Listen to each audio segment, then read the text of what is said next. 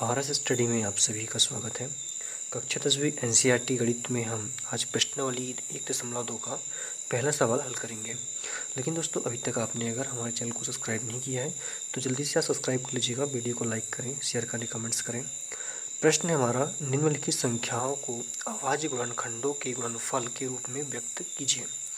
तो हमें यहाँ पे संख्याएँ दी गई है 140, 156, 3825, 5005, 7429। तो इन संख्याओं के हमें अभाज्य गुणनखंड ज्ञात करने हैं। ठीक है, तो बहुत सरल है ये।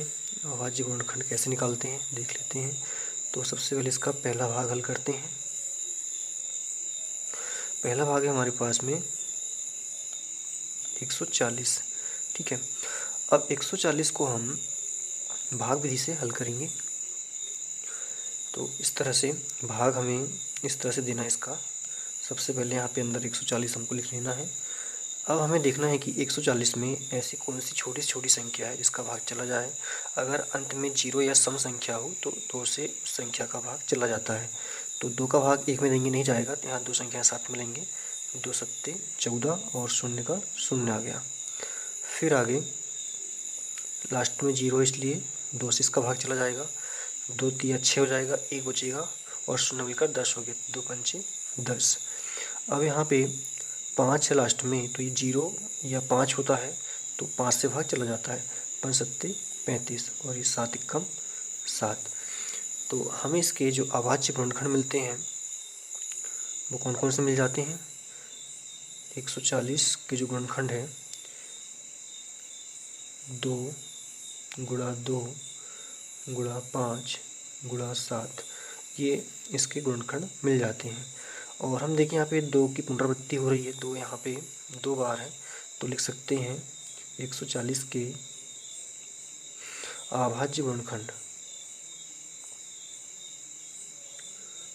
अभाज्य गुणनखंड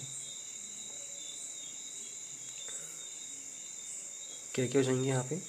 एक तो हो जाएगा 2, लेकिन 2 यहाँ पे कितनी बार है, 2 बार है, इसलिए 2 का वर्ग। उसी प्रकार यहाँ पे हो जाएगा 5 गुणा में और 7। तो इस तरह से हमें यहाँ पे आंसर मिल जाता है। तो हमने प्रश्न का पहला भाग यहाँ पे कंप्लीट कर लिया है। ठीक है, अब इसका दूसरा भाग क्या है, 156।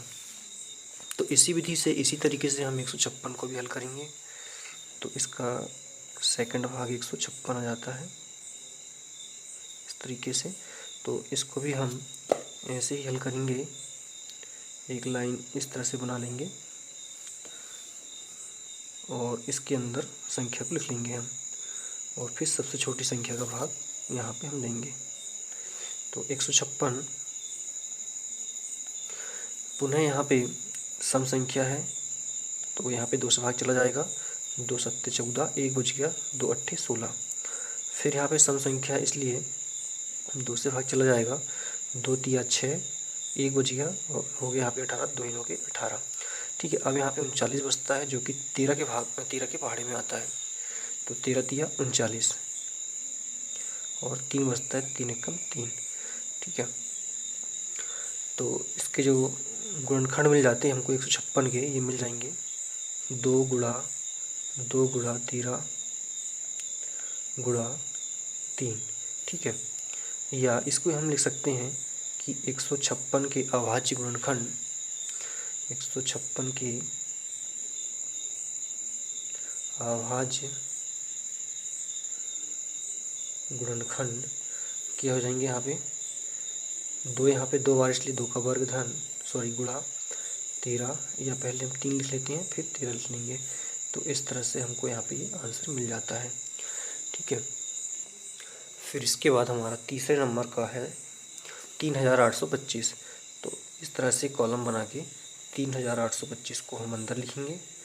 अब देखेंगे कि यहाँ पे लास्ट में 5 है, तो लास्ट में अगर 5 या 0 होता है तो ये 5 से भाग चला जाता है। तो 5 से इसका हम भाग दे देंगे, तो ये हो जाएगा कितना, 38। तो 5 सत्ते 35, 7 बार 35 आया। यहाँ से बचा कितना, 3 यहाँ से और 2 यहाँ से, 3 और 2 हो गए कितना, 32। फिर 5 6 के 30 होता है। ठीक है, 32 हो गया था, यहाँ से बचा 2, वही हो गया 25। तो 5 का पढ़ा 5 बार पढ़ने से 25 आ जाएगा। फिर से हम देख रहे हैं यहाँ पे लास्ट में 5 बच जाता है, तो फिर से 5 का भाग चला जाता है। ठीक है, लास्ट में 5 इसलिए 5 का भाग इसमें चला जाएगा। तो 5 एकम 5, बच गया 2, हो गया 26, पचम 25, फिर से 1 बच गया, हो गया 15, 5 दिया 15। अब हमारे पास में 153 हो जाता है यहाँ पे। अब हम यहाँ देखें तो लास्ट में सम संख्या भी नहीं है, अगर सम संख्या होती तो 2 से भाग इसका चला जाता। अगर यहाँ पे 0 या 5 होता तो 5 से भाग चला जाता। अब देखते हैं अंकों को जोड़कर, 5 और 1 6, 6 और 3 9, 9 जो है वो आता है किसके पहाड़े में, 3 के पहाड़े में, इसका मतलब 3 से चला जाएगा। 3 25 15 और 3 एकम 3। पुनः यहाँ पे अंकों का योग जो है वो 3 से विभाजित हो जाता है, 3 के पहाड़े में आ जाता है 6, इसलिए 3 से हाँ पुनः चला जाएगा भाग। तो 3 एकम 3, बच गया 2, 3 सत्ते 21। और लास्ट में यहाँ पे 17 बच जाता है, तो 17 एकम 17। तो इसके जो प्राइम फैक्टर्स होते हैं, इंग्लिश में प्राइम फैक्टर्स कहा जाता है अभाज्य गुणनखंड को, 3 8 2 5, इसको क्या हो जाएगा 5 गुणा 5 गुणा 3 गुणा 3 गुणा 17। या इसी को हम लिख सकते हैं, इसको हम लिख सकते हैं 3825 के अभाज्य गुणनखंड के अभाज्य गुणनखंड क्या क्या हो जाएंगे। तो 5 यहाँ पे डबल बार है इसलिए 5 का वर्ग जाएगा, गुणा फिर 3 यहाँ पे 2 बार इसलिए 3 का वर्ग जाएगा, और 17 का 17, और यही हमारा क्या हो जाएगा, आंसर हो जाएगा। तो हमने प्रश्न का तीसरा भाग भी कंप्लीट कर लिया है। इसी प्रकार से हम इसका जो अगला भाग है, जो चौथा भाग है, वो भी हल कर लेते हैं। ठीक है, तो अगला भाग इसमें 5005। तो इसको भी इस तरह से एक लाइन बना के कॉलम बना लेना है। ये हो जाएगा 5005। इसमें हम सबसे पहले देखें तो 5 का भाग चला जाएगा, क्यों चला जाएगा, लास्ट में 5 इसलिए। तो 5 एकम 5, डबल शून्य का डबल शून्य, 5 एकम 5। ठीक है, तो हम देखें यहाँ पे अब, तो लास्ट में 1 है, शुरुआत में भी 1 है, विषम संख्या, इसलिए यहाँ पे भाग किससे जाएगा।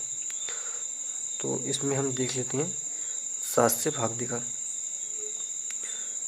तो 10 हो जाता है यहाँ पे, 10 में 7 का भाग देंगे तो एक बार जाएगा, बचेगा 3, हो गया 30, 7 चौके 28, बच गया 2, हो गया 21, 3 सत्ते 21, मतलब 7 या 21, तो यहाँ पे कितना 3 हो जाएगा, 143।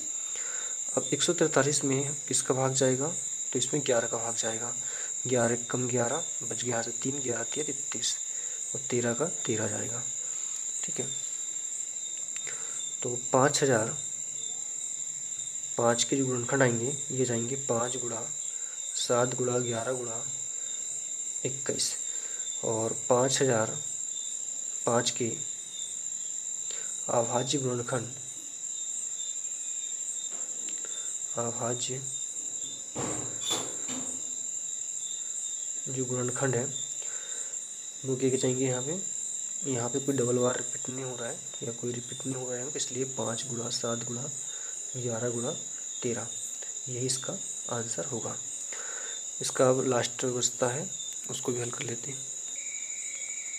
उसी प्रकार 7429 का हम जब फैक्टर करेंगे तो हमें यहाँ मिल जाएगा 7229 के फैक्टर्स करने पर या गुणनखंड करने पर 17 गुणा 19 गुणा 23। ठीक है, और इसके अभाज्य गुणनखंड भी यही हो जाएंगे। तो 7429 के जो अभाज्य गुणनखंड है, अभाज्य गुणनखंड 17 गुणा 19 गुणा 23। ठीक है, यही हमारा क्या हो जाएगा, आंसर हो जाएगा। तो इस तरह से हमारा ये प्रथम सवाल कंप्लीट होता है। अगली वीडियो में इसका हम दूसरा सवाल हल करेंगे। दोस्तों वीडियो को ज़रूर लाइक कीजिएगा, चैनल को सब्सक्राइब कर ऑल सेलेक्ट कीजिए, और उसमें जो भी नोटिफिकेशन यहाँ से वीडियोज़ के आपको तुरंत प्राप्त हो जाएंगे। ठीक है, धन्यवाद।